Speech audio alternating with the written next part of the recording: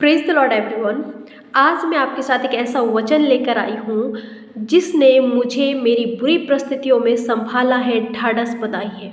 जी हाँ प्रियो, वचन है यूहन्ना 16 अध्याय का 33 पद, जहाँ पर कुछ इस प्रकार लिखा है, ये बातें मैंने तुम्हें इसलिए कही है कि मुझ में तुम्हें शांति मिले। संसार में तुम्हें क्लेश होता है, परंतु ढाढ़स रखो, मैंने संसार को जीत लिया है।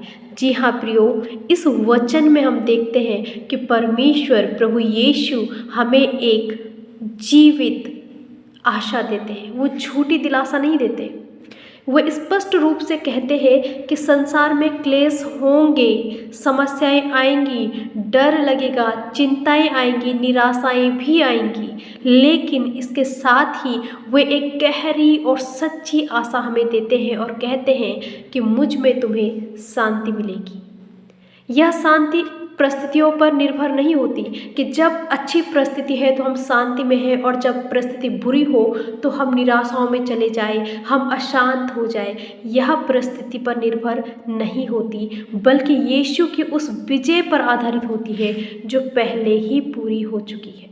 जब यीशु कहते हैं मैंने संसार को जीत लिया है, तो इसका अर्थ है कि जो बातें हमें डराती है वे हमें हरा नहीं सकती, वो बातें हमें पराजित नहीं कर सकती, क्योंकि यीशु पहले ही इन सारी बातों पर विजय पा चुके हैं।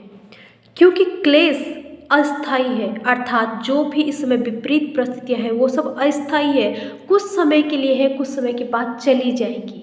लेकिन यीशु की विजय स्थायी है जो कभी न टलने वाली है। इस वचन को हम अपने जीवन में कैसे लागू करें? पहली बात, डर के समय वचन को याद करें। समस्या बड़ी लग सकती है, पर यीशु की जीत उससे कई अधिक बड़ी है।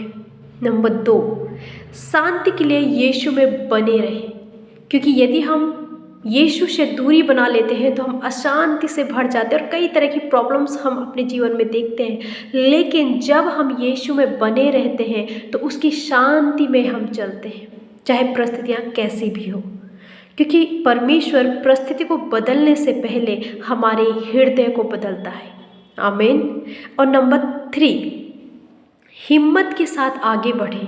विश्वास कभी हारता नहीं है, क्योंकि यदि हम जानते हैं कि हम परमेश्वर की शांति में है, परमेश्वर के अनुग्रह में है, तो हम जानते हैं कि चाहे परिस्थिति कैसी भी हो, हम इसमें टिके नहीं रहेंगे, इस परिस्थिति से बाहर निकल जाएंगे और हम उस शांति के साथ, परमेश्वर के आनंद के साथ आगे बढ़ते हैं, क्योंकि विश्वास हारता नहीं है, क्योंकि वह जानता